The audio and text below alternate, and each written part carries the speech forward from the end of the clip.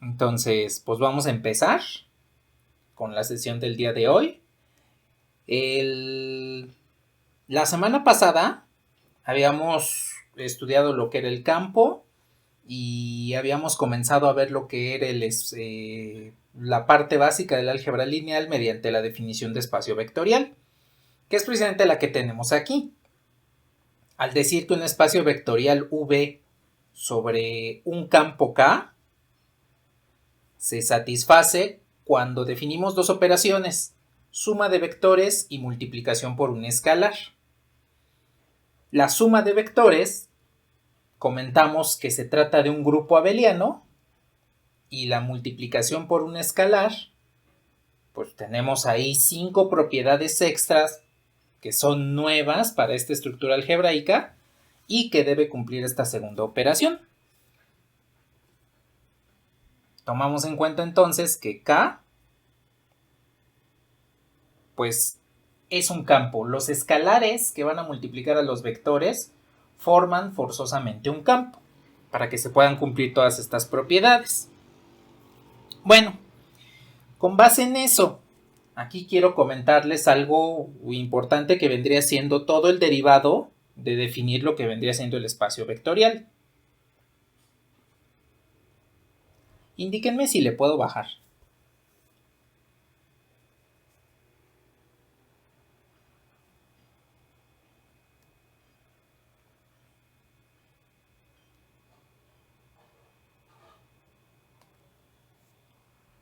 Bueno, aquí hay que tomar en consideración lo siguiente. Cuando hablemos de la propiedad de linealidad,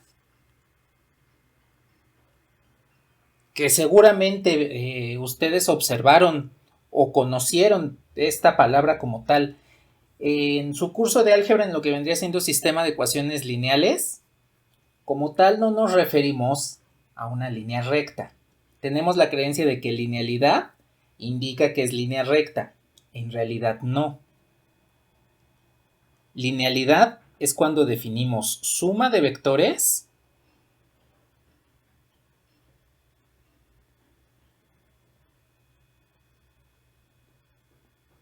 y la otra operación, multiplicación por escalar. Entonces, todo lo que ustedes a partir de este momento conozcan como lineal, quiere decir que se está involucrando la suma de vectores y la multiplicación por un escalar. O viene de una suma de vectores y una multiplicación por un escalar. Entonces, por eso es que esta asignatura se llama álgebra lineal, porque lo que estamos estudiando es la relación entre cantidades, que serían vectoriales y escalares, y entonces es cuando definimos estas dos operaciones, la suma de vectores y la multiplicación por un escalar. Entonces, de ahí viene el nombre de esta asignatura. Y de hecho, de ahí viene el nombre de sistema de ecuaciones lineales. En estricto sentido, cuando hablamos de sistemas de ecuaciones lineales,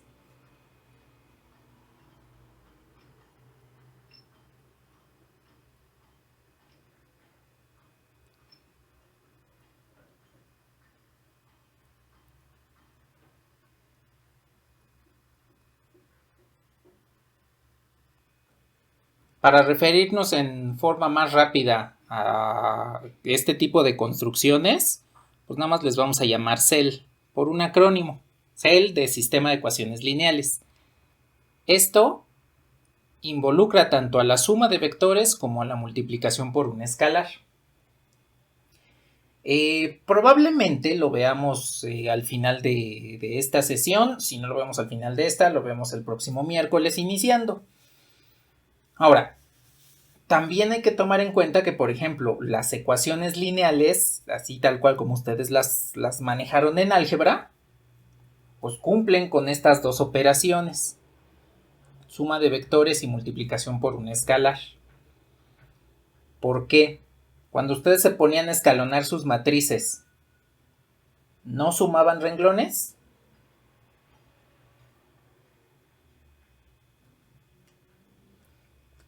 Y además podían multiplicar un renglón por un escalar, ¿cierto?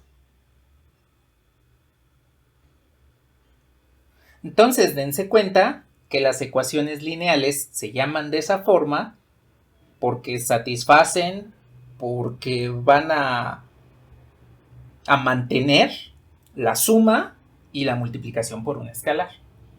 De ahí viene todo lo que sea lineal, es por esto. En un rato, pues vamos a ver qué relación va a tener los vectores que conocemos con los sistemas de ecuaciones lineales. Tal vez en cálculo y geometría analítica vieron algo al respecto, pero aquí lo vamos a tomar ya más formalmente y más conscientemente de lo que estamos haciendo. Bueno, ahora, existen propiedades adicionales de los espacios vectoriales. Entonces, si yo tengo un espacio vectorial, ya no tenemos que probar absolutamente nada. Ya sabemos que es un espacio vectorial. Se van a cumplir estas propiedades.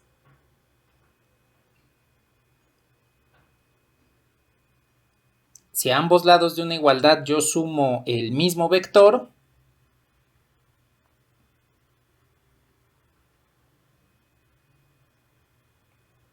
entonces la igualdad se va a conservar. Es la cancelación en la suma vectorial, que es parte de las propiedades del grupo abeliano que habíamos comentado.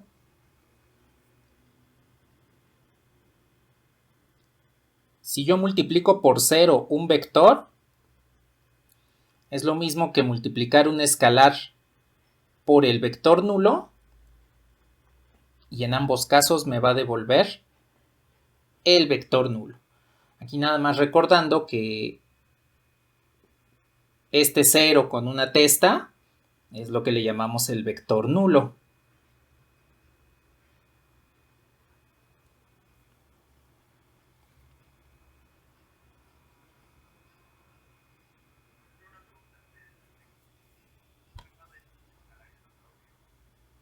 Es un 0, este es un 0.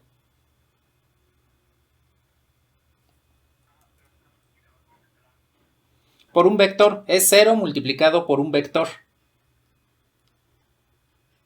Este de aquí, sí los voy a poner que este es 0. 0 así tal cual como lo conocemos. El 0 del campo.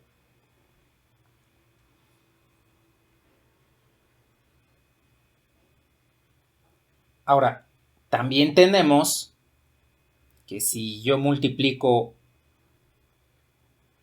un vector por un escalar negativo, aquí estoy agrupando el escalar con el signo negativo, pues esto es lo mismo que menos alfa veces el vector u, y esto es lo mismo que alfa por menos u.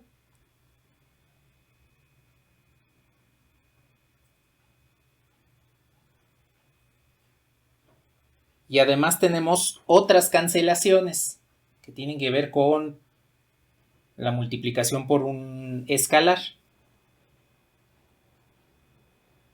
Si yo tengo alfa por u igual a alfa por v, pues conservo esta igualdad de alfa igual a v. Y si yo tengo alfa por el vector u y esto es igual a beta por el vector u,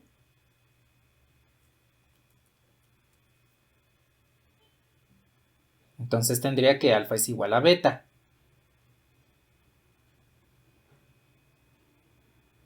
Y estas son las propiedades adicionales del espacio vectorial.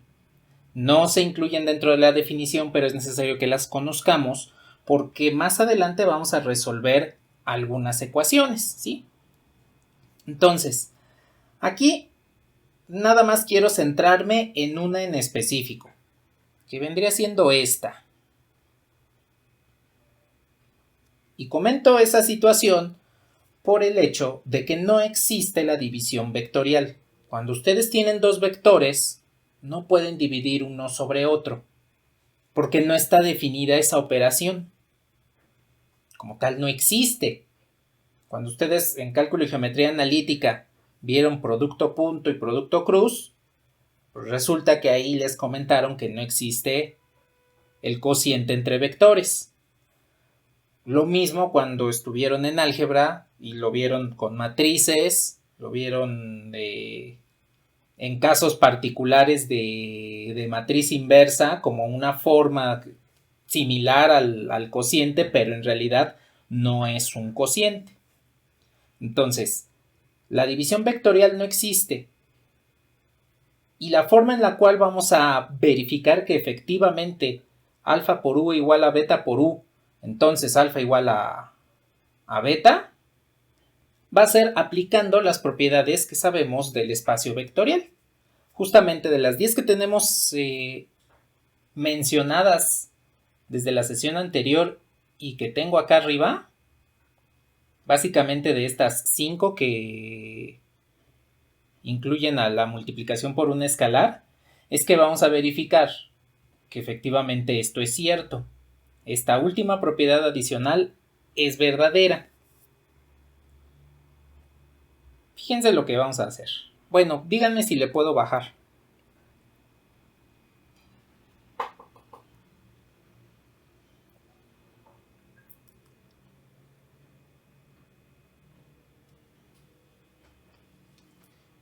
Bueno.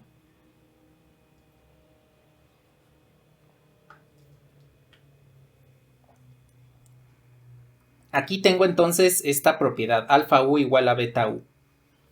Entonces, lo que voy a hacer a continuación es lo siguiente.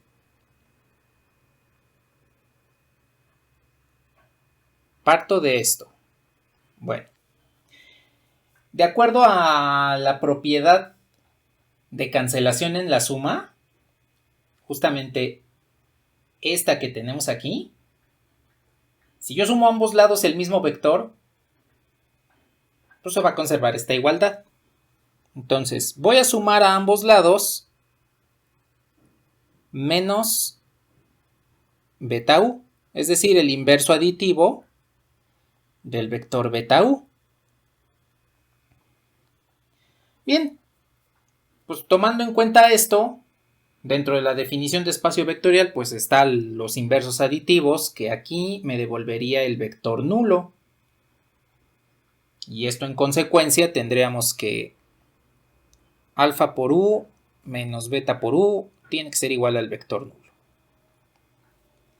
Ahora, lo que tengo del lado derecho, del lado izquierdo de esa última igualdad,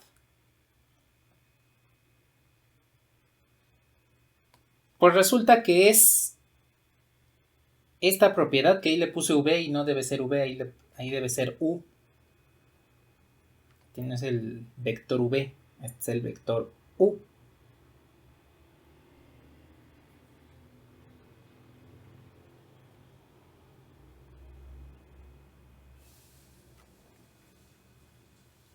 Entonces, debido a esa propiedad, pues resulta que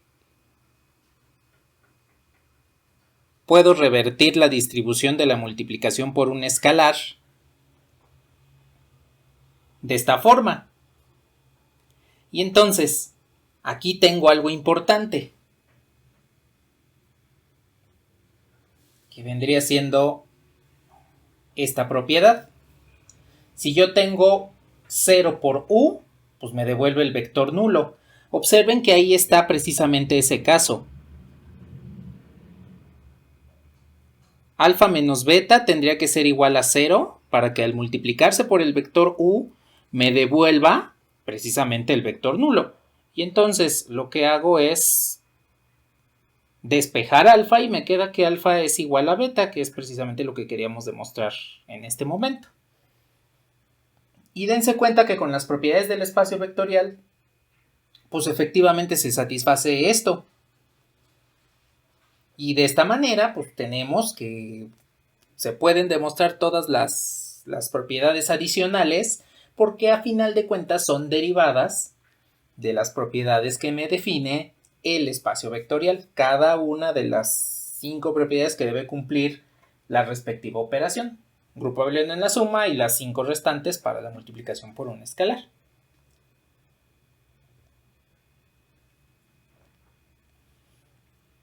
A ver, ¿hasta aquí tienen algún comentario o alguna duda?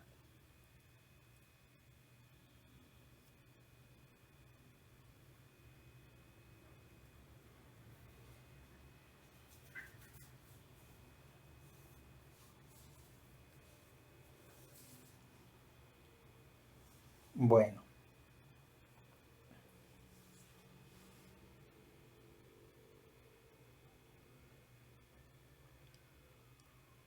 A ver.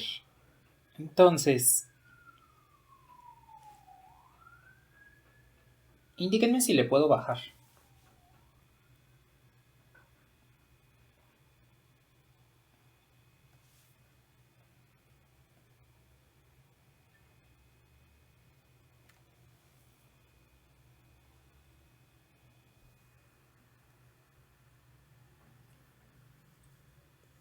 Bueno, a ver. Aquí quiero comentar algo rápidamente. Si yo tengo, por ejemplo,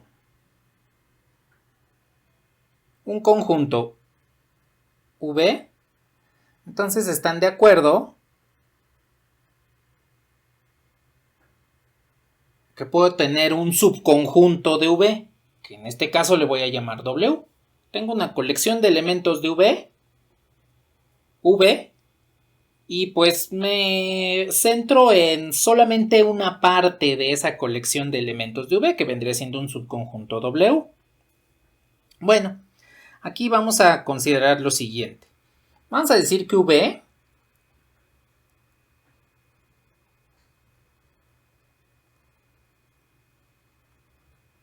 es un espacio vectorial. Supongamos que V es como tal un espacio vectorial. Bueno,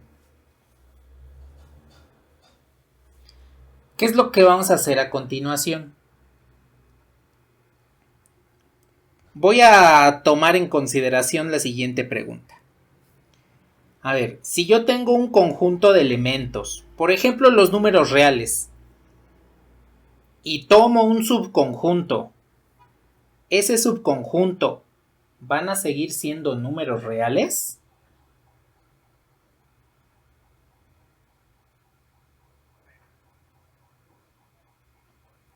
Bueno, eso quiere decir que W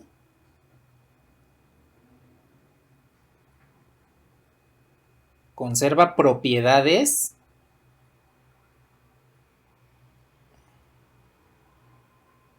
de V.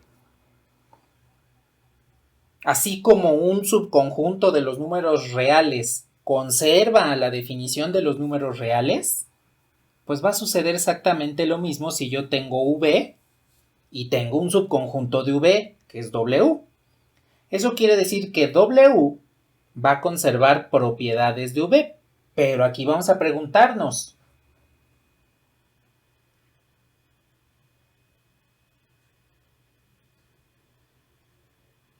¿conservará todas las propiedades?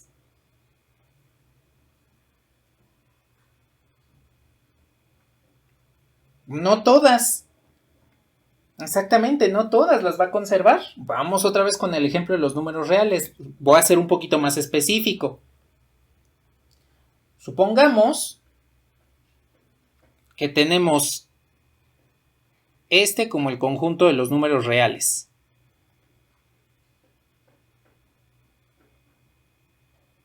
Y este como subconjunto que va a ser el de los números naturales. Pues los números naturales siguen siendo reales. Van a seguir conservando ciertas propiedades del conjunto mayor, que son los números reales. Bueno, pero resulta que no todas las propiedades de los reales van a ser heredadas hacia los naturales.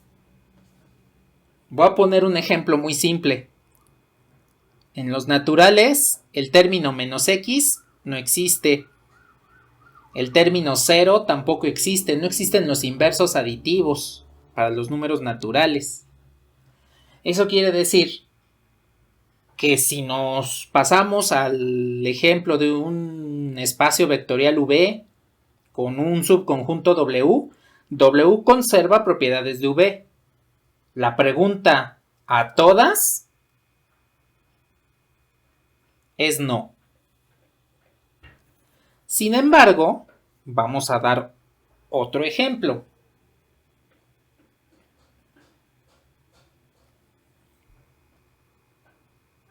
Tengo otra vez el conjunto de los números reales. Y en esta ocasión tengo otro subconjunto, que vendría siendo el de los números racionales. Más, aquí voy a poner que estas no se cumplen en los naturales. Díganme qué propiedades cumplen los reales, cumplen los racionales que ustedes conozcan que cumplen los reales.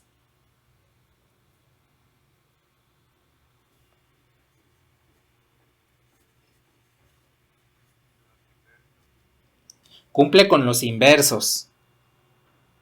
Cumple tanto con inverso aditivo como con inverso multiplicativo. ¿Qué otra cosa? El 0.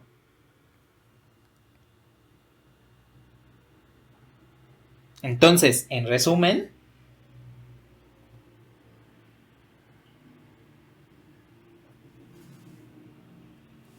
podemos decir aquí que el conjunto de los racionales,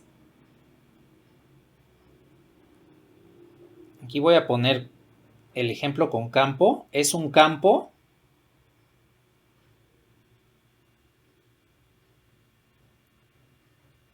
dentro del campo real.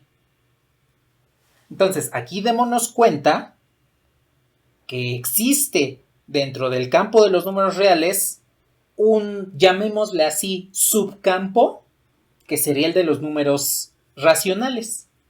Aquí estamos estableciendo que una estructura algebraica puede estar dentro de otra estructura algebraica que tiene las mismas características.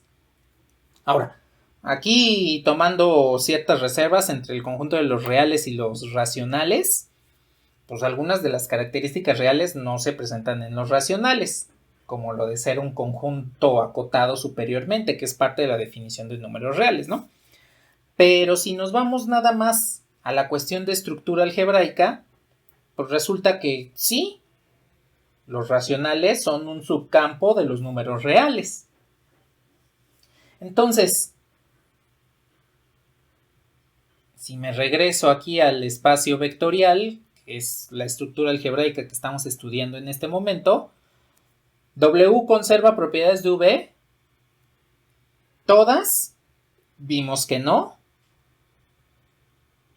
pero además vimos un contraejemplo en el cual sí se cumplían esas propiedades, ¿no?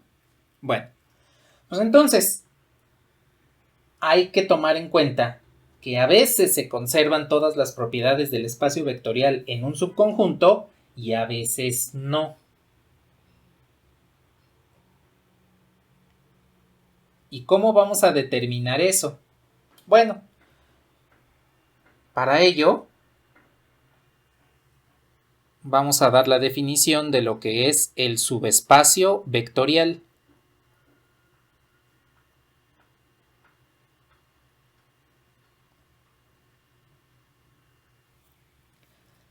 La definición de subespacio vectorial va a incluir directamente a lo que es el espacio vectorial como tal.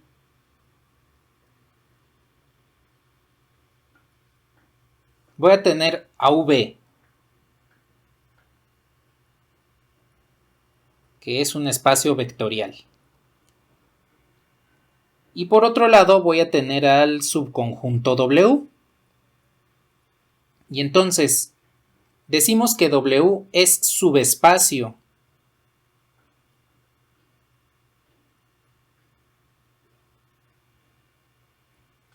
del espacio vectorial V.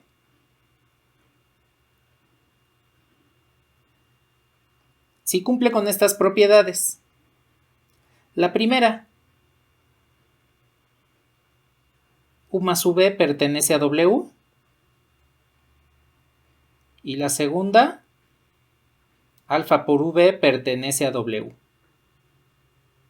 Estas dos encadenadas nos van a denotar que el vector nulo va a pertenecer al subespacio W. Es como una consecuencia. Si nosotros aseguramos que tenemos un espacio vectorial y demostramos que uno de sus subconjuntos tiene cerradura en la suma de vectores y la multiplicación por un escalar pertenece a ese subconjunto, automáticamente podemos concluir dos cosas. Primera, que el vector nulo está contenido en el subespacio. Segunda, que como tal tenemos a un subespacio vectorial. En el subconjunto, el vector nulo pertenece al subconjunto y W es lo que le llamamos un subespacio. En otras palabras, un subespacio vectorial es un espacio contenido dentro de otro espacio, así como lo vimos hace rato con el campo.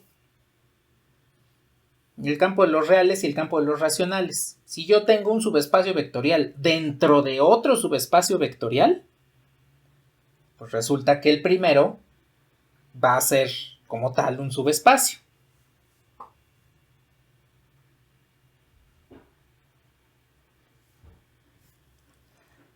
A ver, hasta aquí sí queda clara esta definición de espacio vectorial.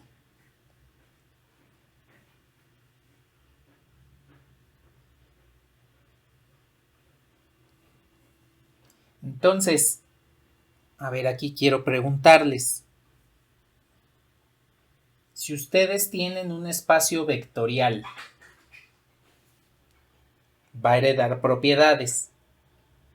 No todas. Entonces, en lugar de estar probando la definición como tal de espacio vectorial, probaríamos estas tres.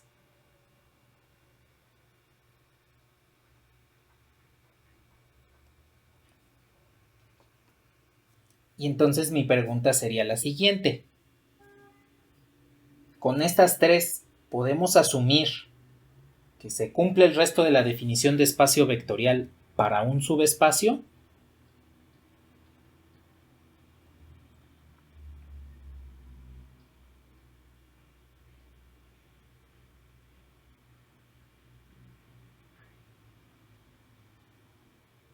¿Alguien en desacuerdo?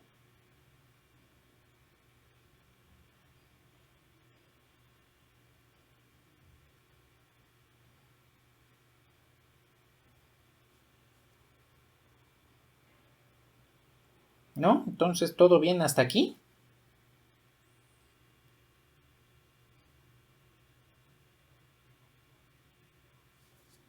Bueno, vamos a ver un par de ejemplos de subespacio. Vamos a determinar si se trata o no de subespacios, los subconjuntos que vamos a analizar a continuación. Y vamos a ver cómo se interpreta geométricamente. Aquí sí ya podemos darle una interpretación geométrica a esta definición. Entonces, lo primero que voy a hacer es lo siguiente. Voy a definir un espacio vectorial. Antes, una nota. Aquí ya no vamos a redefinir operaciones. A partir de este momento ya vamos a utilizar las sumas usuales en los conjuntos que estemos trabajando. Lo mismo que la multiplicación por un escalar usual. Básicamente para que no nos estemos conflictuando sobre primero probar si es o no un espacio vectorial y después hacemos lo siguiente. Entonces aquí, a partir de este tema de subespacio vectorial, todas las operaciones que manejemos son las usuales. A menos que se nos especifique otra cosa, pero a final de cuentas son las usuales.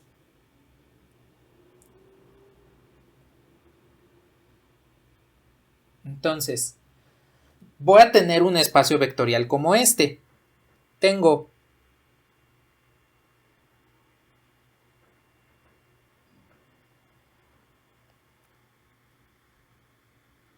P es el espacio vectorial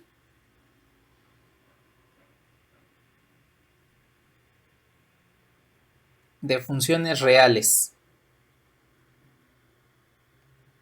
de variable real.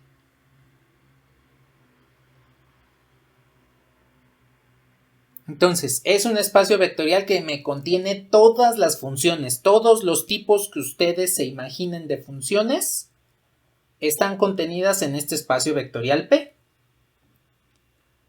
Y entonces yo puedo tener un subconjunto, que podría ser este. No voy a usar el número e, voy a utilizar por ejemplo otra base, pi.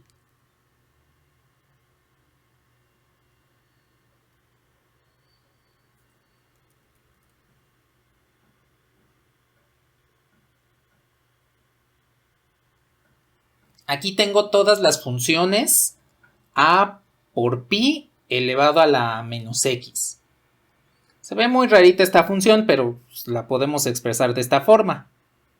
Como una función f de x igual a un coeficiente a, que es un número real, por pi elevado a la menos x.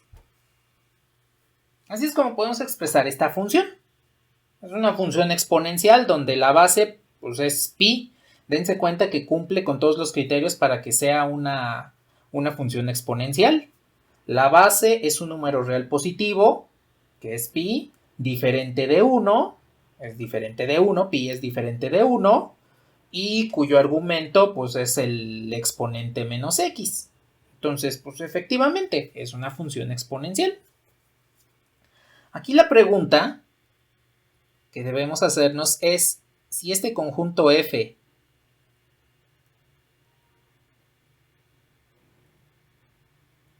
es un subespacio.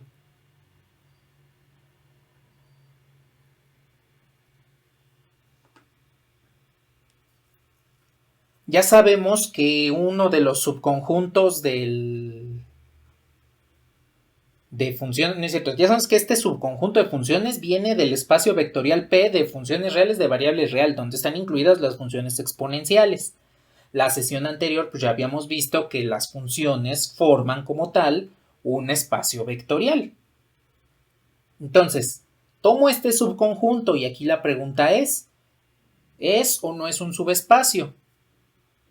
Si queremos verificar si por sí mismo F es un espacio vectorial, tendríamos que probar las 10 propiedades.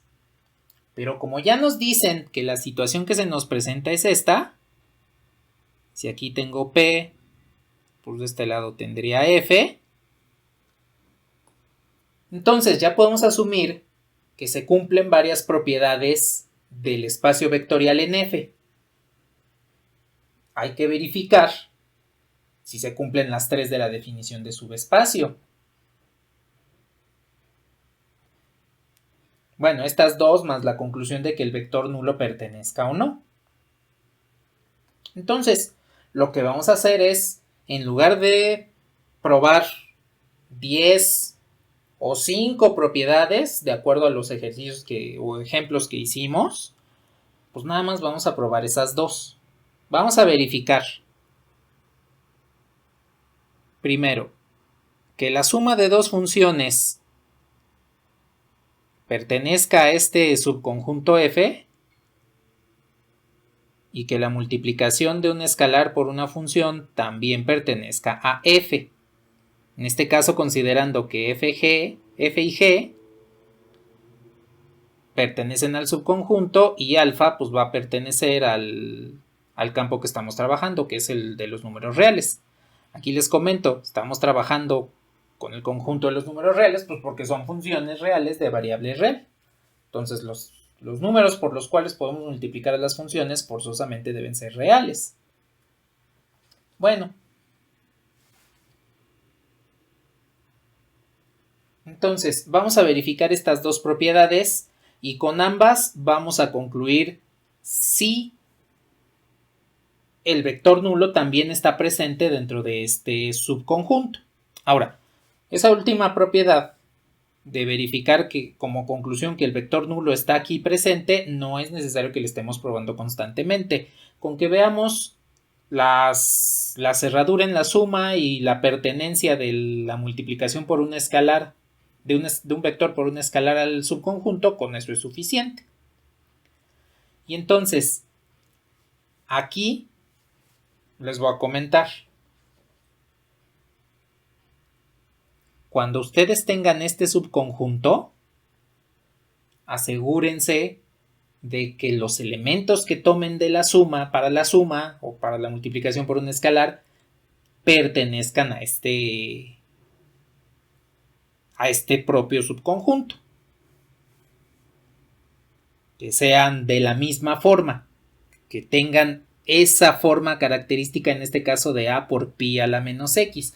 Dependiendo luego del subconjunto que tengan, pues verifiquen que se cumpla eso, ¿sí?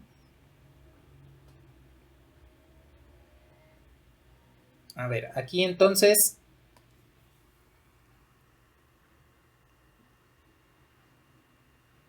voy a probar primero esta propiedad y voy a definir que la función f,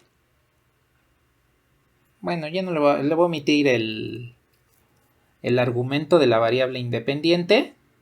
F va a ser m por pi a la menos x y g pues va a ser n por pi a la menos x.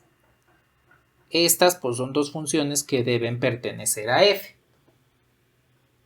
Observen que tienen la misma forma. Un número real multiplicando a la función pi a la menos x, que es la que tenemos aquí. ¿Sí están de acuerdo que tienen la misma forma?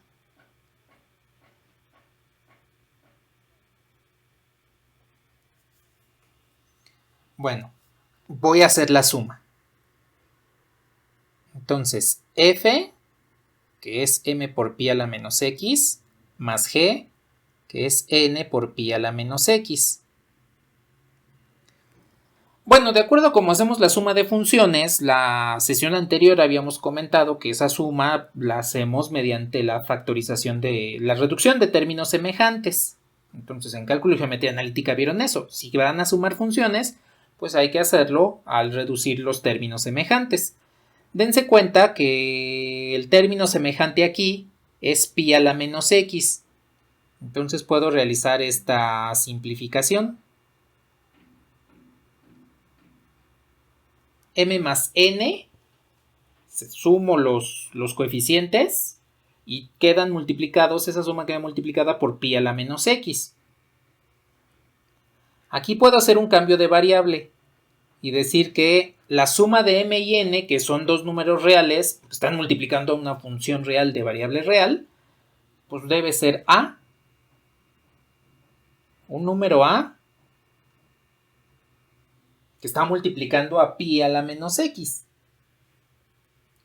Y entonces, dense cuenta que este resultado, pues efectivamente pertenece a f. Aquí yo le puse a, básicamente para que ustedes observen que sí pertenece al conjunto, porque al final de cuentas el término que estoy usando para definir al conjunto pues es a. Pero pueden ponerle otro nombre, no importa. Cuando hagan su cambio de variable pueden hacerlo por otra letra. Aquí lo importante es que ustedes vean que tiene la misma forma, un número real multiplicando a la función exponencial pi a la menos x. Pues pertenece al conjunto.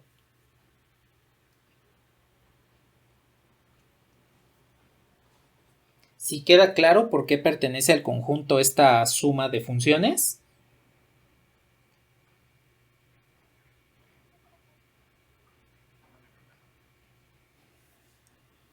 Bueno, a ver, ¿qué pasa con la multiplicación por un escalar?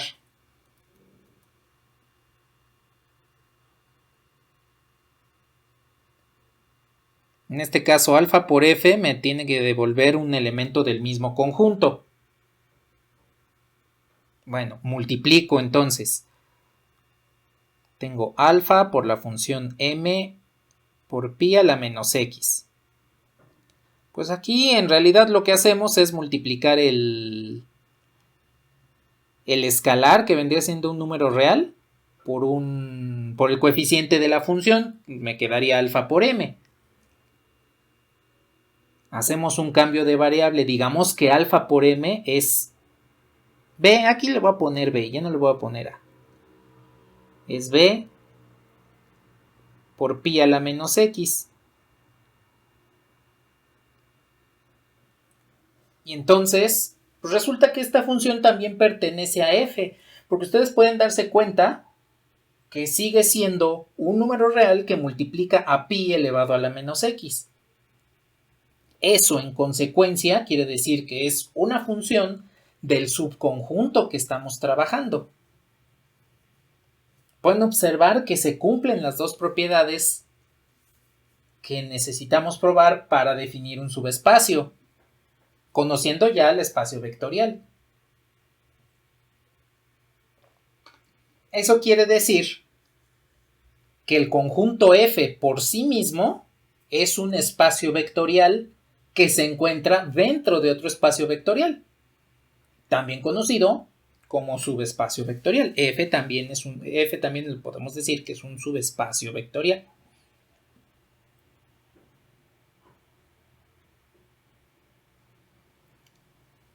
A ver, hasta aquí. ¿Sí queda claro por qué se cumplen las dos propiedades?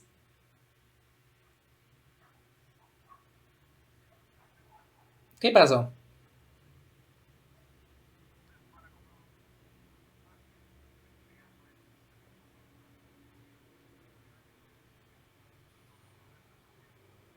En esencia, sí hay que probar las 10, pero si consideramos que un espacio vectorial pues está contenido en sí mismo, podríamos probar estas. Aquí mi sugerencia es la siguiente. Si las operaciones son las usuales, es decir, la suma usual y la multiplicación por una escalar usual, pueden considerarlo como probar nada más un subespacio vectorial. Pero si las operaciones están redefinidas, entonces ahí sí hay que echarnos las 10 propiedades a ver si sí se satisfacen.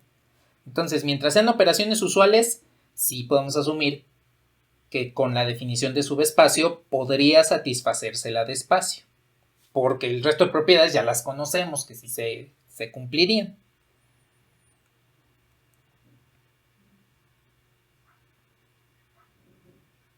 De nada. ¿Algo más que deseen comentar?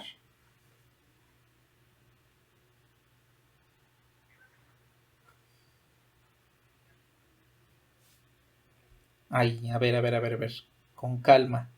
Si quieren para que nos organicemos, pueden aquí en Zoom levantar la manita y ya conforme los voy viendo, ya pueden preguntar. Entonces, ¿quién levanta la mano primero?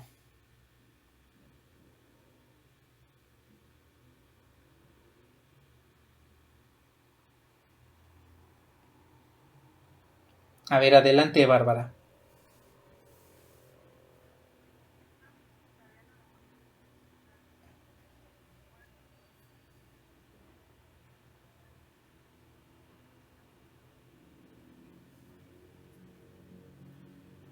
Ajá, exacto, en esa situación. Entonces, tenemos aquí esto.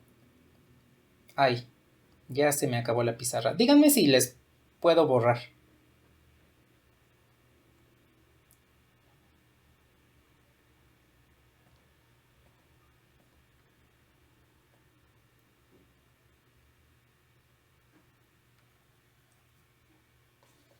A ver, entonces tenemos. Si de inicio ya sabemos que este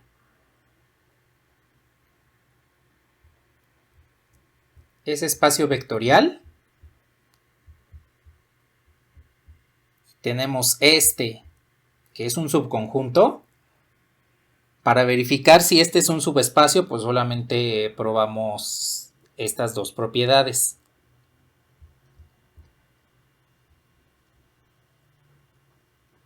Aquí es el primer caso en el que consideramos nada más estas dos propiedades. Cuando ya sabemos que el conjunto que estamos trabajando se encuentra dentro de un espacio vectorial. Y ahora, si estamos trabajando con un conjunto, sin saber si es o no subconjunto, aquí lo voy a poner V. y no sabemos si es o no espacio vectorial, podemos utilizar la definición de subespacio, que a final de cuentas es un espacio vectorial dentro de otro, considerar que V pues es un subconjunto propio de V, es decir, que puede ser el mismo conjunto. Y entonces aquí podríamos utilizar la definición de subespacio si las operaciones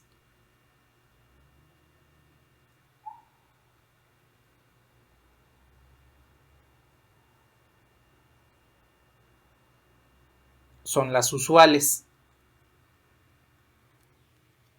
Ahí entonces, si conocemos a las operaciones de suma vectorial usual, así tal cual como conocemos, por ejemplo, la suma de matrices, que es elemento a elemento en la misma posición y que las matrices tengan el mismo orden. O que cuando multiplico un escalar por una matriz, pues multiplico cada elemento de la matriz por el escalar. En ese tipo de cuestiones, sí podemos utilizar la definición de subespacio para verificar si se trata o no de un espacio vectorial. Pero si nos redefinen esas operaciones, así como sucedió la sesión anterior de que, pues que el escalar tome los elementos de la matriz y los eleve al escalar cada uno de esos elementos, o que los multiplique por 2 y después le sume 3. En ese tipo de cuestiones, ahí sí tendríamos que utilizar la definición de las 10 propiedades del espacio vectorial.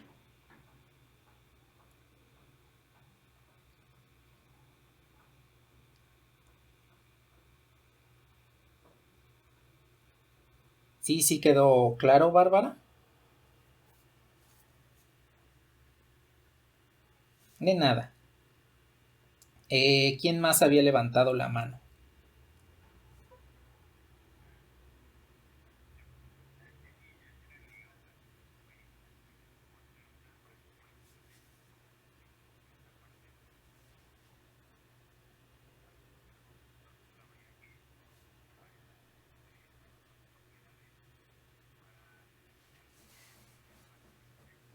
Ajá, exactamente.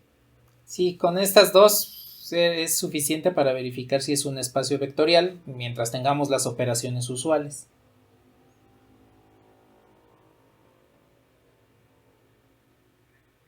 De nada. ¿Algo más que deseen comentar? Aldo, ¿qué pasó? Levantaste la mano.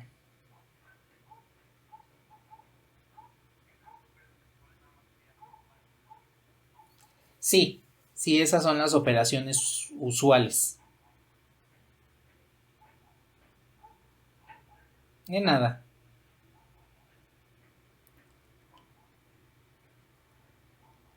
¿Algo más?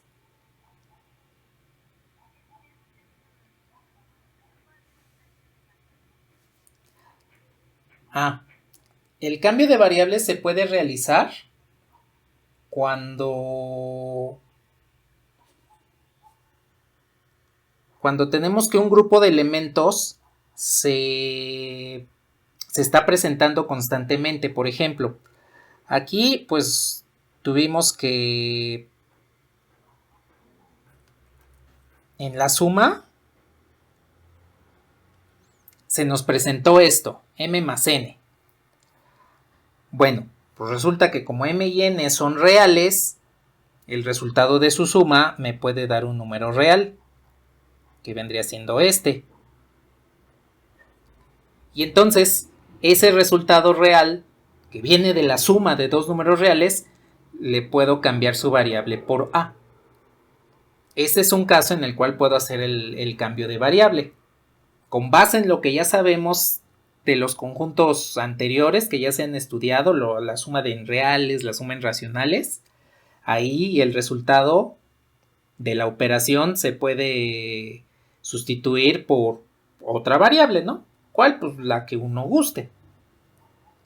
Ahora, también se puede dar el caso, por ejemplo, que tuviésemos algo así, que aquí nos hubiese quedado 2m más n por pi a la menos x más m más n. Aquí también podemos hacer un cambio de variable, porque se nos presenta la situación anterior. Tengo la suma de dos números reales y resulta que la suma, tal cual, el resultado de la suma es otro número real. Y además vemos que esa suma de números reales se vuelve a presentar en el siguiente sumando, entonces podemos también sustituir esa variable.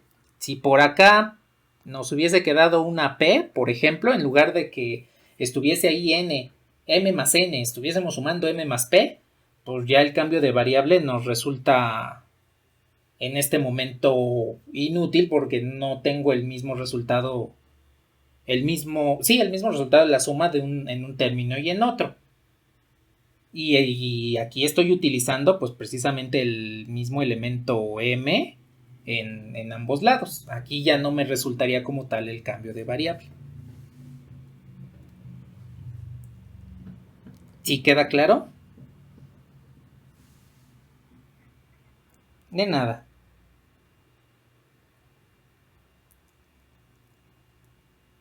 ¿Algo más que deseen comentar?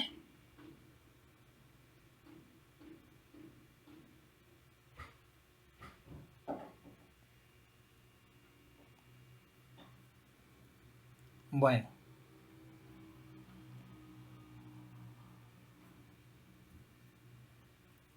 Vamos a ver otro ejemplo.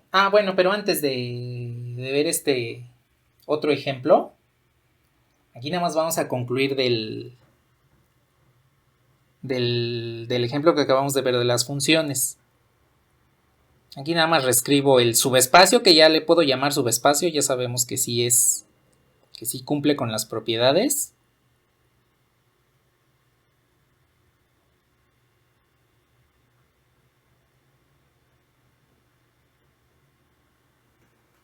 Entonces, f es un subespacio y como conclusión, observen lo que va a suceder en este momento. Ya sabemos que la suma de vectores en este caso es cerrada al momento de utilizar funciones de f, de este tipo de funciones. Entonces, por extensión de las propiedades del espacio vectorial de funciones, pues resulta que debemos satisfacer lo que vendría siendo la propiedad de los inversos aditivos y que nos devuelva el vector nulo. Bueno, si aplico la forma en la cual sumamos las funciones, justo como lo acabamos de hacer hace un rato, pues resulta que puedo simplificar estas dos de acuerdo a la reducción de términos semejantes y pues me quedaría aquí 0 pi a la menos x es igual al vector nulo. Y dense cuenta cómo efectivamente, ya utilizando aquí lo que vendría siendo la cerradura en la suma y en esencia también la multiplicación por el escalar negativo, como consecuencia tengo que en este subespacio está contenido el vector nulo. Entonces, si tomamos en cuenta las dos propiedades que debemos utilizar para el subespacio vectorial, siempre vamos a terminar en que el vector nulo pertenece al subespacio cuando se cumplen la cerradura en la suma de vectores y que la multiplicación de un vector por un escalar pertenezca al subespacio. Al revés no sucede así. Si de inicio vemos que en el subconjunto está presente el vector nulo, no podemos asumir que ya es un subespacio.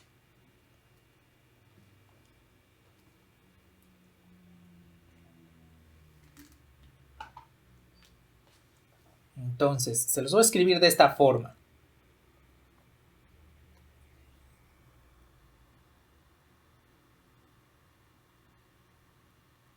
Tengo un subespacio vectorial Eso quiere decir que la suma de vectores tiene resultado en el subespacio. La multiplicación por un escalar tiene resultado en el subespacio, y aquí voy a decir que el subespacio es W. Y esto en consecuencia quiere decir que el vector nulo pues está contenido en el subespacio.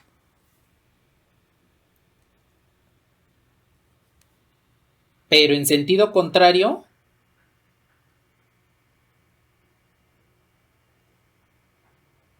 esto ya no funciona. Si yo veo que en el subconjunto está el vector nulo, no puedo asumir que se satisfacen estas dos propiedades y en consecuencia no puedo asumir que ya es un subespacio. A continuación vamos a ver un ejemplo al respecto y vamos a ver cómo está contenido el vector nulo en el subconjunto, pero nos va a denotar que no es un subespacio vectorial. Y aquí vamos a ver una forma un poquito más rápida para determinar si existe o no existe el vector nulo dentro del subconjunto, tomando en consideración que vamos a utilizar a partir de este momento solo las operaciones usuales de suma de vectores de multiplicación por un escalar.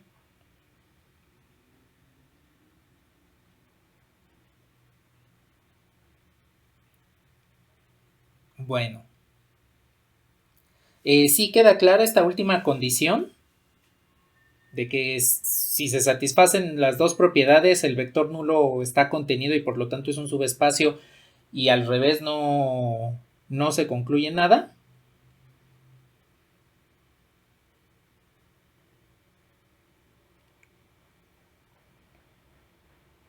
Bueno,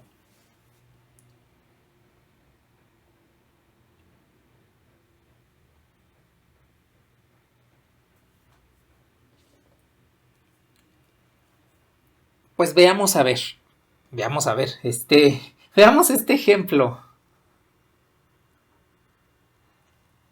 A ver, voy a definir el subespacio y el espacio vectorial,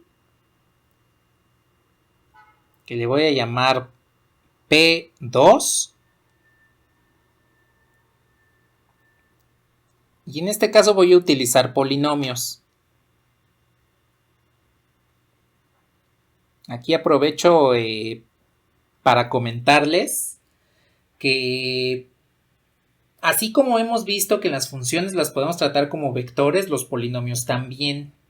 Solamente que los polinomios, como un caso especial de funciones, van a tener un tratamiento un poco diferente a las funciones. No lo vamos a ver en este momento, pero sí lo vamos a ver más adelante, básicamente cuando estemos viendo lo que es el conjunto generador, para que tomen sus debidas precauciones. Los polinomios los vamos a manejar como se manejan las matrices, como se manejan las parejas, las ternas ordenadas, y las funciones les vamos a dar un trato un poco más específico. Entonces, aquí yo tengo un espacio vectorial de polinomios. Entonces, P2 es espacio vectorial real. Es decir, los escalares son números reales. Y entonces tengo este subconjunto. T es el subconjunto ax cuadrada más bx más c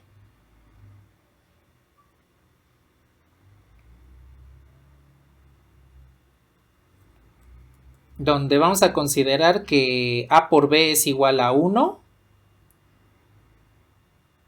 A por b es igual a c. En lugar de que sea 1, que sea c.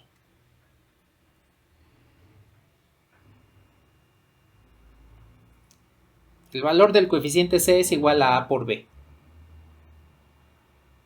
donde b y c van a pertenecer también a los números reales. Tenemos ahí una condición. Entonces, aquí debemos establecer lo siguiente.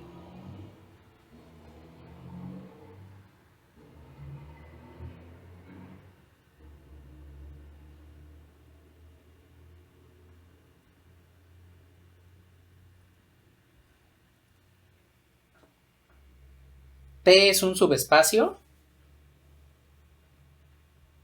Si ya sabemos que P2 es un espacio vectorial real, uno de sus subconjuntos es T, porque ustedes pueden observar aquí que las condiciones de P2 son que A, B y C pertenezcan a los reales y T tiene una condición extra, entonces significa que es un subconjunto. Cuando vemos una condición extra a las del espacio vectorial, pues significa que es un subconjunto. Entonces aquí la pregunta es, ¿T es un subespacio? Sí, no, o quién sabe.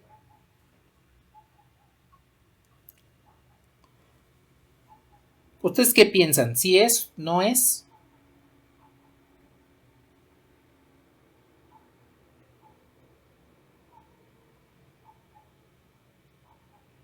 Que no. ¿Alguien que diga que sí?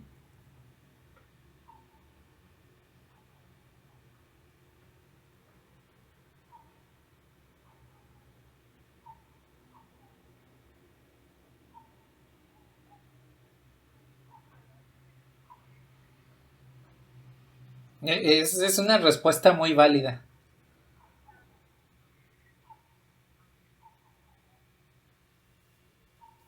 Bueno,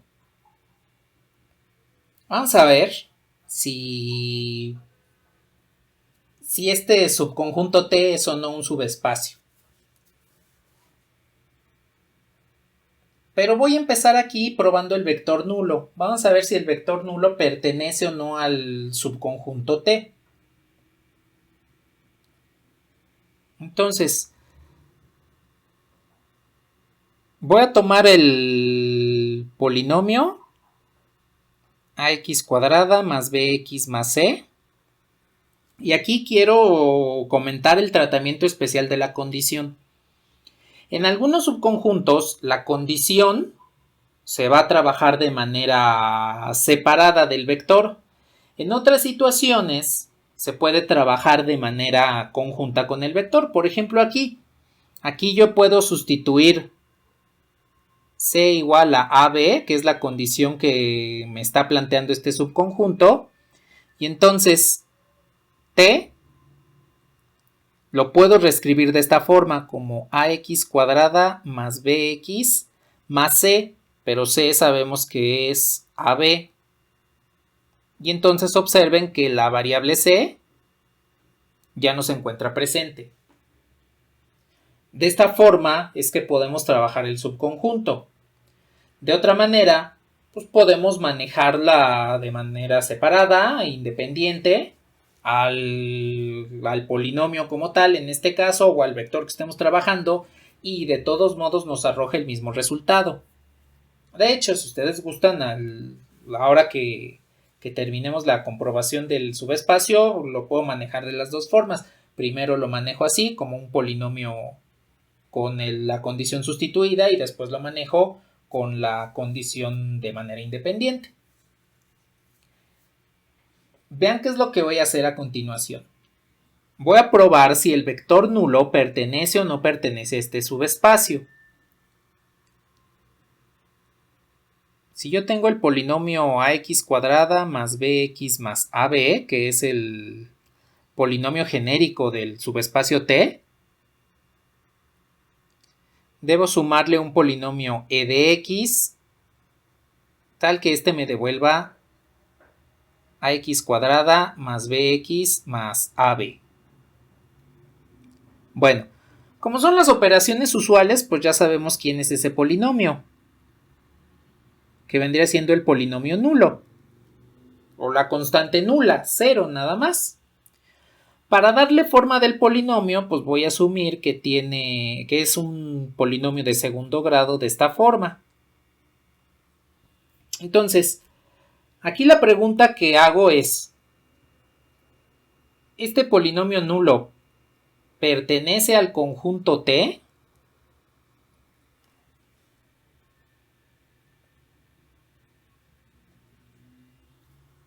Sí pertenece, porque ustedes pueden hacer una igualdad entre el polinomio nulo y el polinomio genérico del subconjunto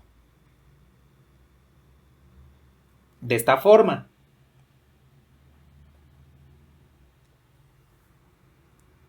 Y entonces lo que tenemos aquí pues vendría siendo que A, por igualdad en polinomios, el término de segundo grado es igual al término de segundo grado. Entonces A es igual a 0. El término de primer grado es igual al término de primer grado. Entonces B es igual a 0. Y el término independiente o de grado 0 pues es igual al término independiente del otro lado. Como A y B son ceros, pues este producto de A por B igual a 0 se satisface, ¿sí? Bueno, pues resulta entonces que este subconjunto contiene al vector nulo.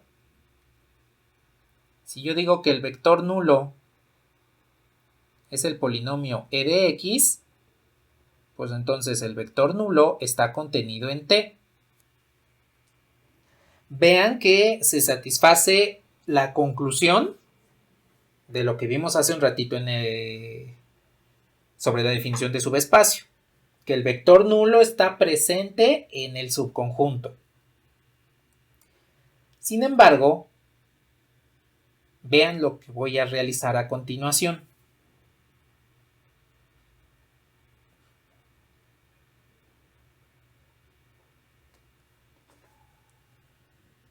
Voy a definir dos polinomios que pertenezcan al conjunto T.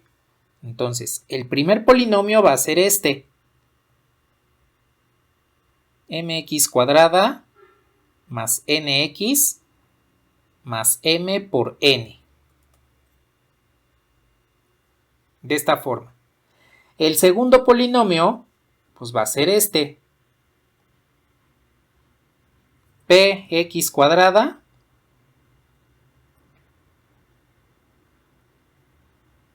más qx más p por q. Estos dos deben pertenecer a T. Recuerden que la condición de este subconjunto T es que este último término, el término independiente, es el producto de los coeficientes anteriores, de x cuadrada y de x. Entonces, aquí abajo ustedes pueden observar que efectivamente estos dos polinomios cumplen con eso. Bueno, ¿qué es lo que voy a hacer? Pues voy a sumarlos. A ver, si yo sumo este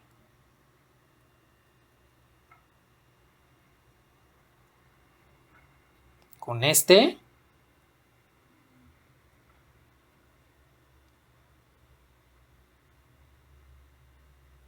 voy a obtener un resultado. Y a ver, hago la suma. Pues es otra vez reducción término a término. De términos semejantes. M más P por X cuadrada más N más Q por X más M por N más P por Q. Aquí no me sirve el cambio de variable. ¿Puedo hacer un cambio de variable aquí? Sí, A. ¿Puedo hacer un cambio de variable aquí? Sí, puede ser B. Pero aquí ya no me va a servir. Porque recuerden que la condición que me hace contener a los polinomios en T es que el producto de este por este debería estar aquí. Y observen cómo este cambio de variable no me sirve. De hecho, intentar hacer el cambio de variable me demuestra que este no es un subespacio.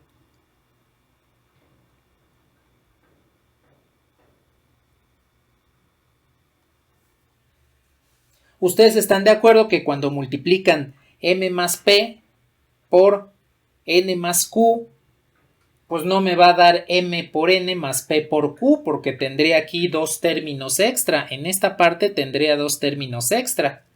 Lo que sería el producto de m por q, que aquí no está definido, y lo que sería el producto de p por n, que tampoco está definido en la parte derecha. Vean que aquí el cambio de variable no me ayuda. De hecho, Bueno, podríamos decir que sí nos ayuda. Nos ayuda a ver que no es un subespacio.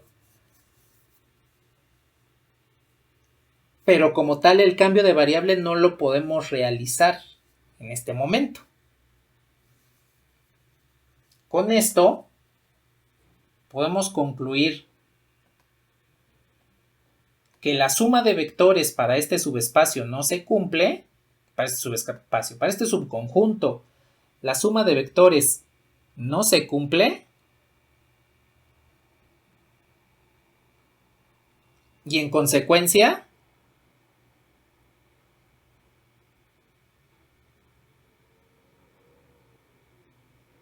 T no es un subespacio vectorial del espacio de polinomios que estábamos trabajando.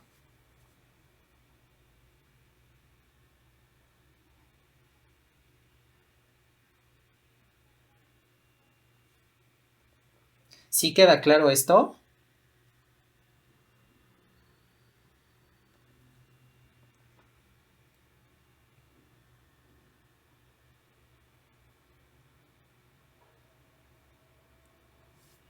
Y también observen, el vector nulo está contenido, vimos que sí está contenido, pero ese hecho no me va a hacer que el subconjunto que esté trabajando pues directamente sea un subespacio.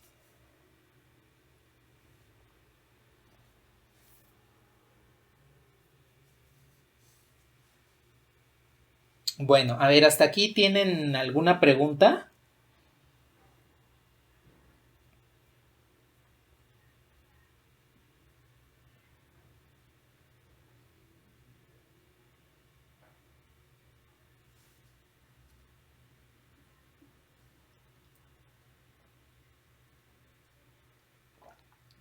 Bueno,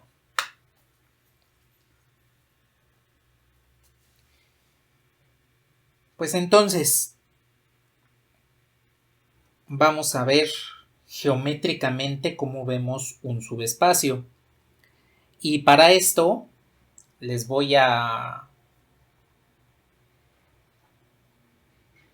preguntar qué tanto se acuerdan de las partes de recta y plano de cálculo y geometría analítica.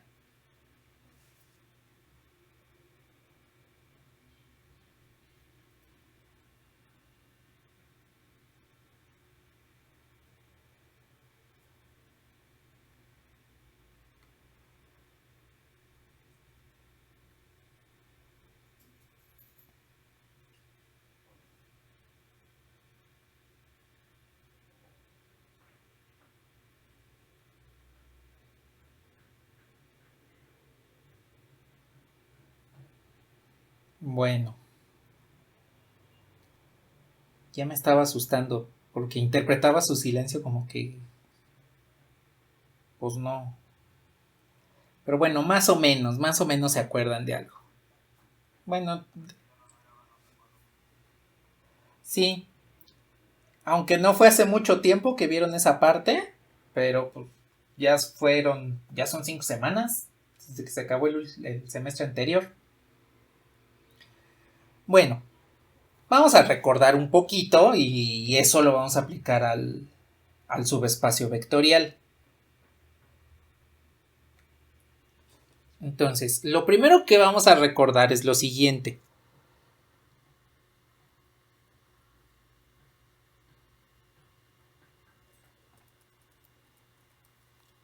Si yo tengo una ecuación como esta,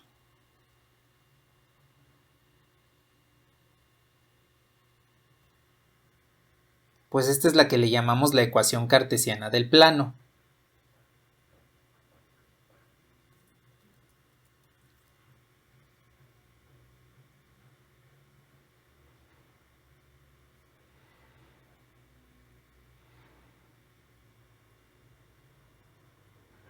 Vale. Si yo tengo dos ecuaciones como estas, al menos dos, puedo tener más, ¿no? Pero al menos tengo dos.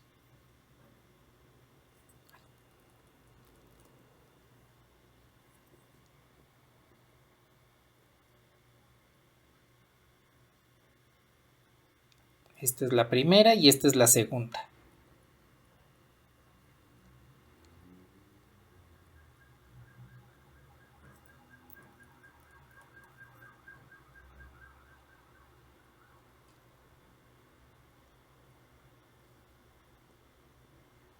Así lo tengo de esta forma. Pues en su conjunto, estas vendrían siendo las ecuaciones cartesianas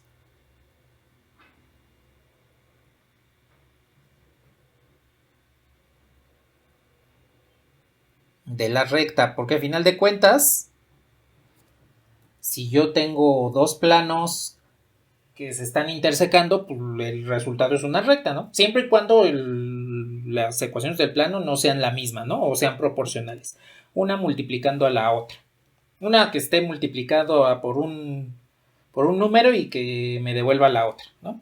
Entonces, si son completamente diferentes, pues son ecuaciones cartesianas de la recta. Bueno, entonces, ¿qué es lo que va a suceder aquí? Voy a tomar esta.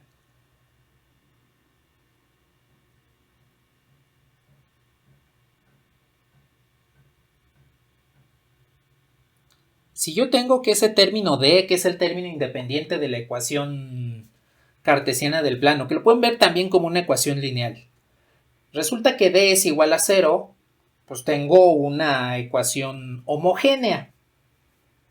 Y de la ecuación homogénea, pues pueden existir múltiples soluciones, y dentro de esas múltiples soluciones hay una que le satisface automáticamente, que es x igual a 0, y igual a 0 y z igual a 0.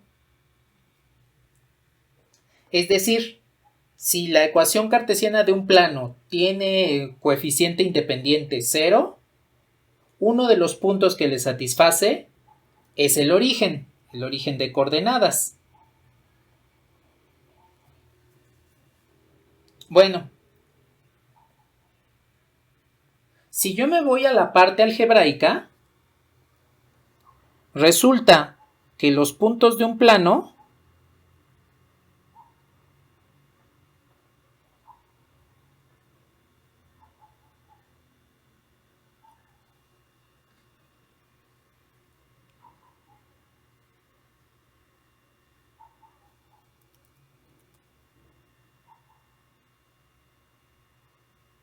se pueden tratar como vectores.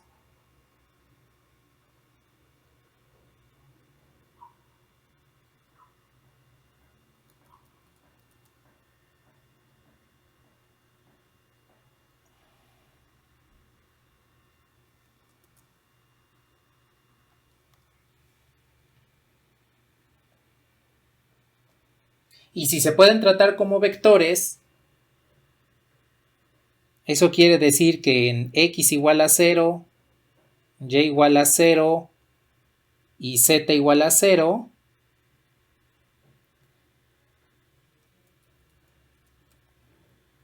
es donde se encuentra el vector nulo.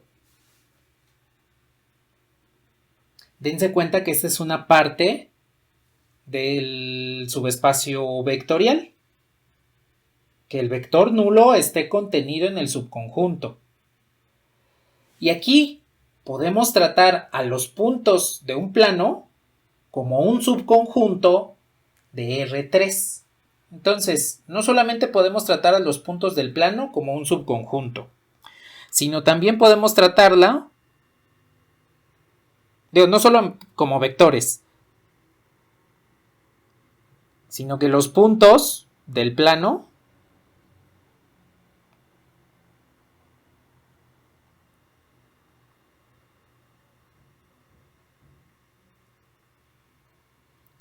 también son un subconjunto de R3. Bueno, entonces, aquí tenemos dos condiciones importantes. Primero, conocemos el espacio vectorial R3, que es el que comentamos la sesión anterior, que es el que da como tal la definición de lo que vendría siendo el espacio vectorial. Primero.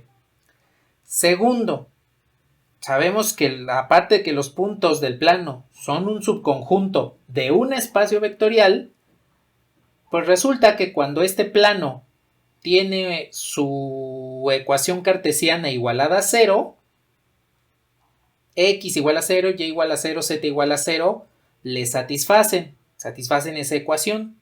Y por lo tanto, el origen está contenido en el plano.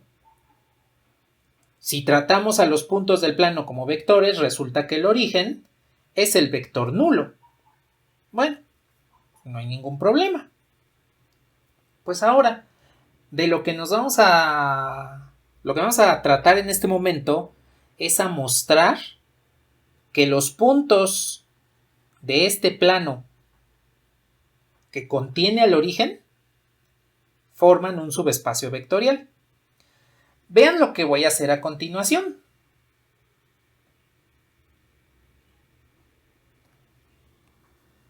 Voy a definir dos puntos. Por ejemplo, el punto P de coordenadas x1, y1 y z1.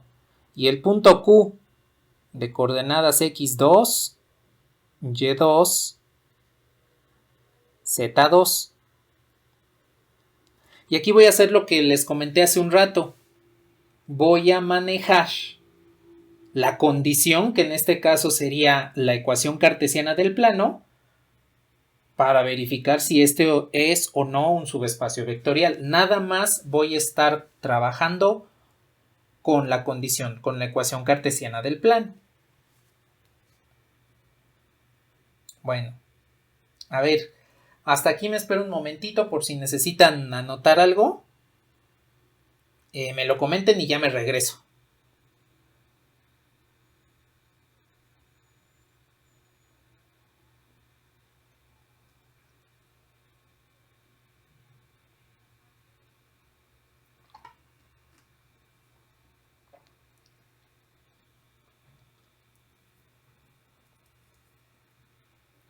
Bueno, pues a ver, entonces, nuestra ecuación cartesiana del plano era la siguiente. Ax más by más cz, esto es igual a 0.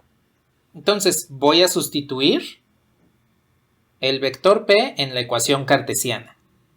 El vector p, el punto p, en la ecuación cartesiana. Esto me quedaría como ax1 más by1 más cz1. Y eso sigue siendo igual a 0. Hago lo mismo con el punto Q. En este caso me quedaría ax2 más by2 más cz2. Es igual a 0. Entonces, tengo dos ecuaciones.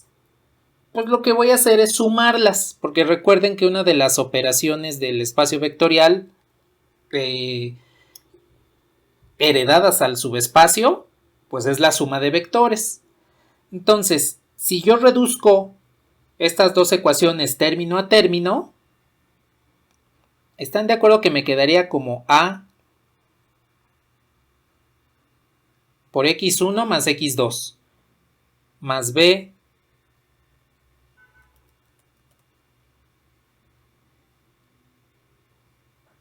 por y1 más y2 más C por z1 más z2?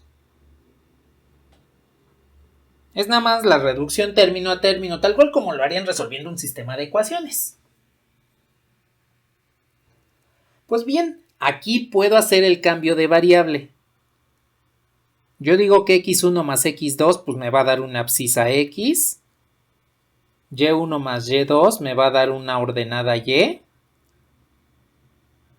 z1 más z2 me va a dar una cota z.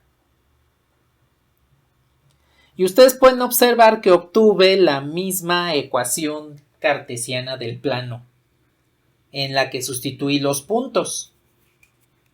Eso quiere decir que si yo tomo en consideración dos puntos de un plano que contiene al origen, puedo sumar esos puntos y me va a dar otro dentro del mismo plano, que va a estar contenido en el mismo plano.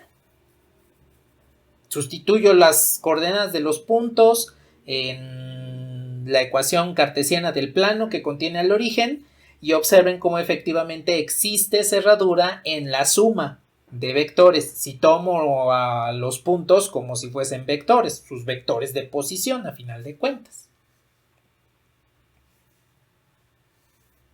¿Sí queda claro esto?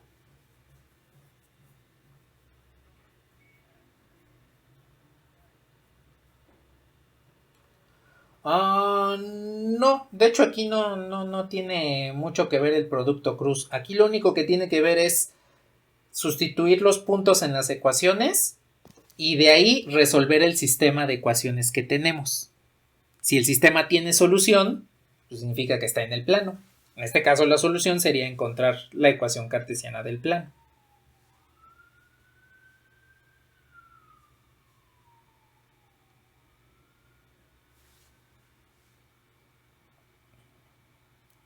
¿Tienen alguna otra pregunta? De nada. ¿Tienen alguna otra pregunta?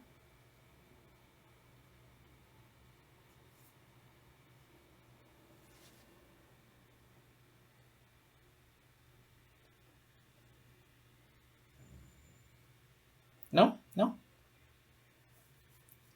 Porque es un sistema de ecuaciones lineales.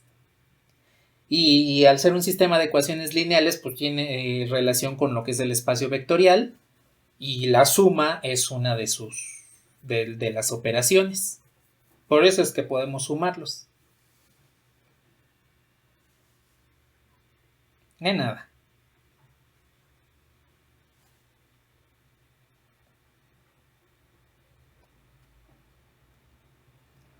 A ver, voy a ahora multiplicar por un escalar la ecuación donde sustituí las coordenadas del punto P. Entonces, si multiplico de un lado, pues tengo que multiplicar del otro. Aquí el alfa lo puedo asociar a x1. Lo puedo asociar a beta a y1 y lo puedo asociar a z1.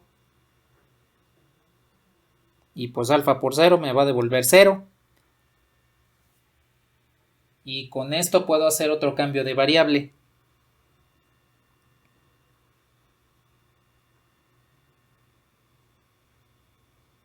Alfa por x1 es x, alfa por y1 es y alfa por z1 es z.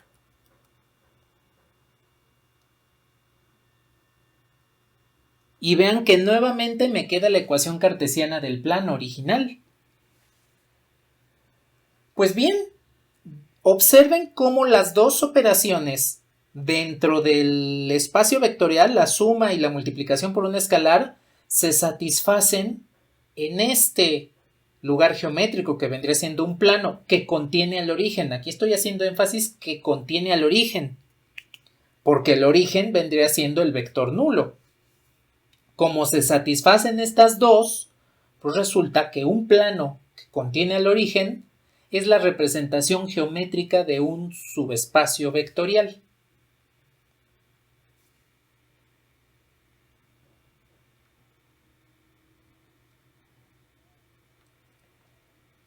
Indíquenme si me puedo pasar a GeoGebra.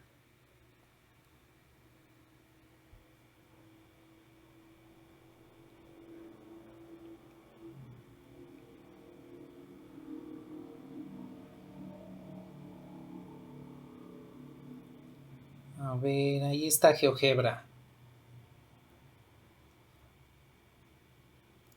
Voy a poner un plano cualquiera. No sé, 3x menos 2y menos z igual a 0.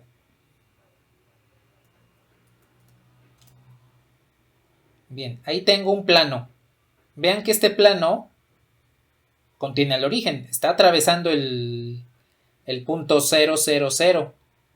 Más lo voy a poner aquí.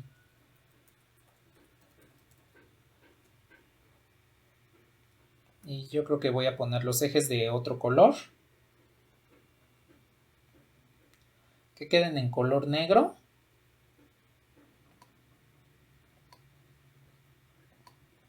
Para que se vea cómo efectivamente ahí está el origen. Ese es el punto azul. El plano pues contiene ese punto, entonces es un plano que contiene el origen. Bien, lo que voy a hacer a continuación es colocar unos vectores, los voy a poner en color rojo, por ejemplo el vector U.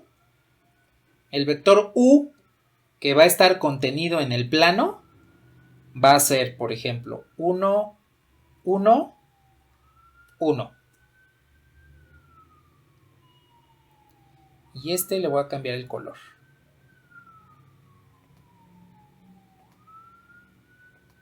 Ahí está, en color rojo. Ustedes pueden observar cómo efectivamente el vector 1, 1, 1 está contenido en el plano.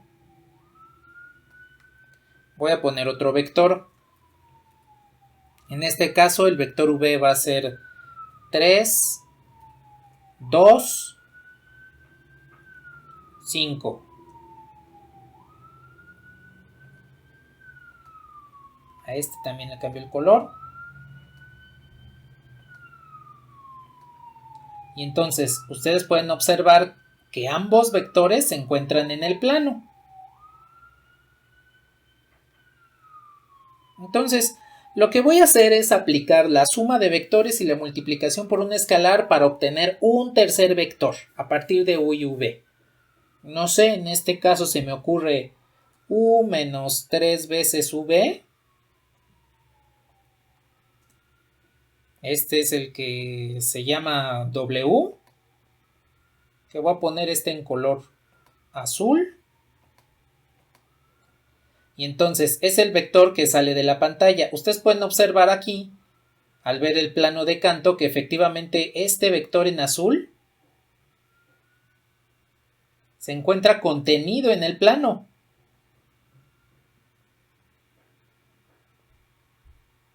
Entonces, podemos ver cómo efectivamente cuando tenemos un plano que contiene al origen, geométricamente estamos definiendo un subespacio vectorial, porque cumple con las dos propiedades de la suma de vectores, la cerradura en la suma de vectores, y que la multiplicación de un vector por un escalar esté contenida en el subconjunto.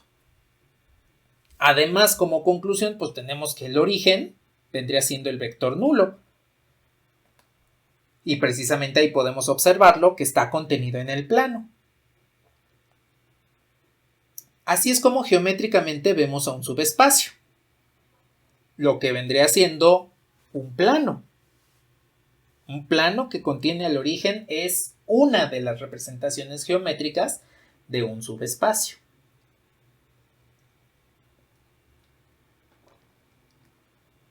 ¿Sí queda claro este concepto?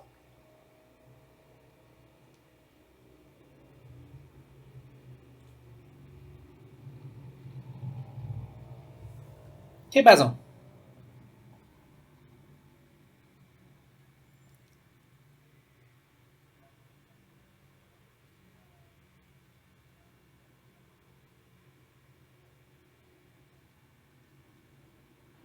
Ajá, exactamente. Me voy a pasar a la pizarra.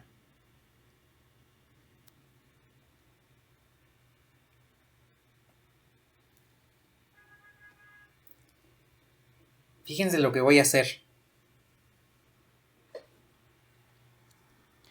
Supongan que tengo el espacio vectorial R3. Ternas ordenadas X, Y, Z. Tal que X, Y, Z pertenecen a los reales. Entonces es R3, así tal cual, ¿no? Tres coordenadas X, Y, Z. Siempre y cuando sean reales. Y supongan que tengo el plano P, que debe estar contenido dentro de R3. A final de cuentas, un plano lo podemos manejar geométricamente dentro de un cubo coordenado. Que tengamos abscisas en X, ordenadas en Y, cotas en Z. Si este es un plano, pues debe tener puntos x, y, z tales que satisfacen la ecuación cartesiana del plano. No sé, voy a poner la que coloqué aquí en GeoGebra. 3x menos 2y menos z es igual a 0. Considerando x, y, z, que son números reales. Entonces, en el ejemplo anterior del subespacio, lo que manejamos es polinomios tales que a por b es igual a 0. A por b es igual a c. Entonces, lo que hicimos fue, esa condición la sustituimos en el polinomio genérico. Pues aquí podemos hacer lo mismo.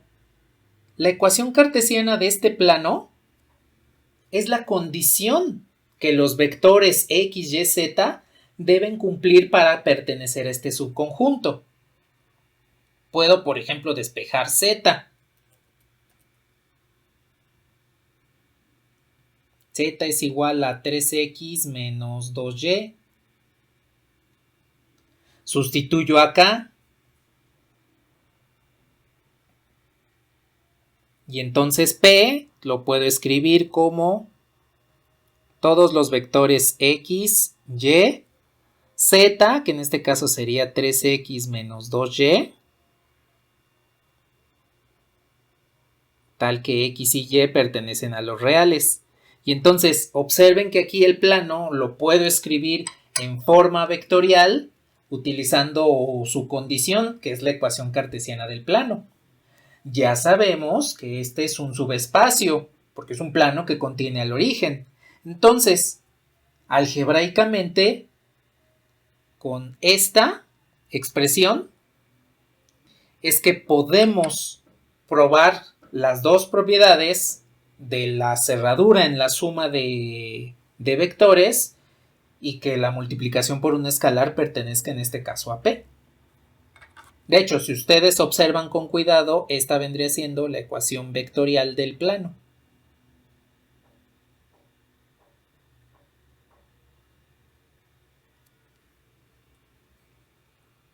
Generalmente usan los parámetros t y s para definir la ecuación vectorial, pero nada nos impide que utilicemos x y y. Son parámetros a final de cuentas. Entonces, aquí ustedes pueden darse cuenta que tanto algebraica, ya sea manejando esta ecuación o la forma de este vector, como la condición, únicamente la condición, que las tenemos aquí y aquí, o incluso geométricamente como lo vimos en GeoGebra, llegamos de tres formas diferentes a que efectivamente un plano que contiene al origen es un subespacio vectorial.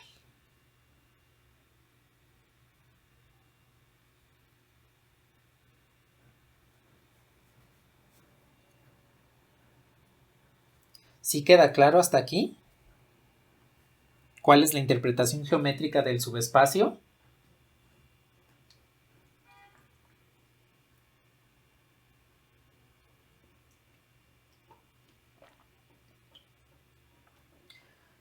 Bueno, ahora, ya nada más para terminar esta parte del subespacio. Indíquenme si les puedo borrar.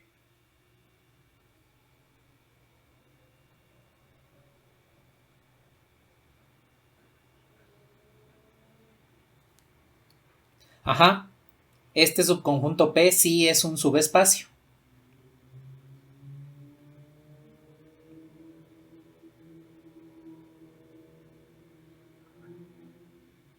¿Qué pasó?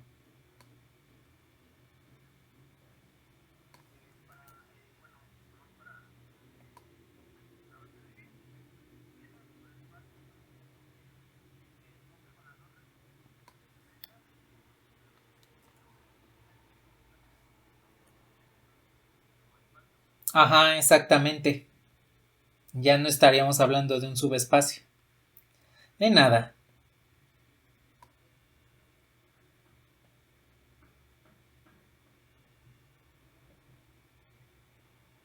A ver, les voy a borrar esta parte.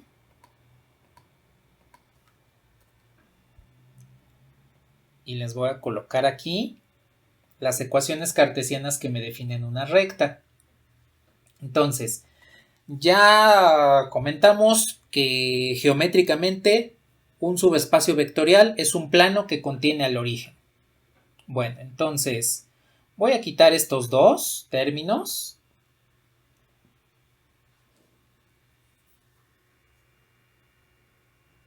Y voy a decir que este es un plano que contiene al origen y este es otro plano que también contiene al origen. Eso quiere decir que los dos son subespacios. Bien, al intersecar estos dos subespacios me va a devolver una recta. Y entonces, aquí viene la pregunta.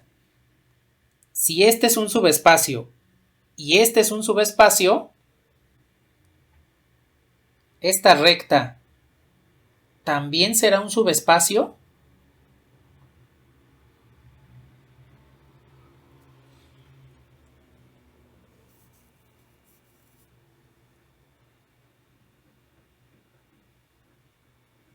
¿Qué piensan?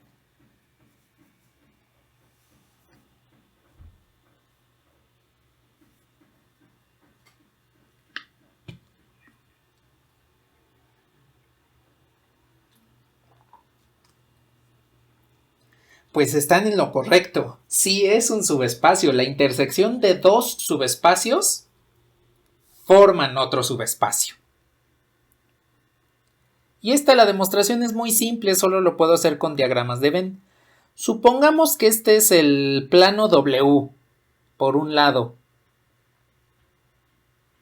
Y por el otro, tengo al plano P. Si W es un subespacio, pues eso quiere decir que U más V pertenecen a W. Y que alfa por V pertenece a W. Si P es un subespacio, eso quiere decir que M más N pertenecen a P y que alfa por M también pertenece a P. La intersección vendría siendo esta. Y resulta que la intersección cumple para los vectores que pertenecen a W y además cumple para los vectores que pertenecen a P. Digámoslo así, estamos reiterando que la intersección efectivamente es un subespacio. W intersección P, pues cumple por partida doble la definición de subespacio para W y la definición de subespacio para P. Entonces, si sabemos ahora que los planos que contienen al origen son subespacios y que cuando los planos se intersecan me devuelve una recta, pues tengo la otra forma geométrica del subespacio.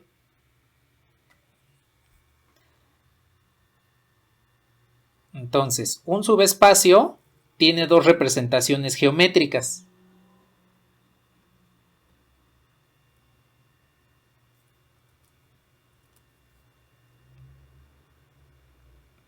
Lo que vendrían siendo una recta y lo que vendría siendo un plano. Pero aquí hay que tomar en consideración que ambos cumplen con contener al origen. Si no contienen al origen, pues el vector nulo no estaría presente en el subconjunto y como ya lo comentamos hace un rato, no sería subespacio vectorial.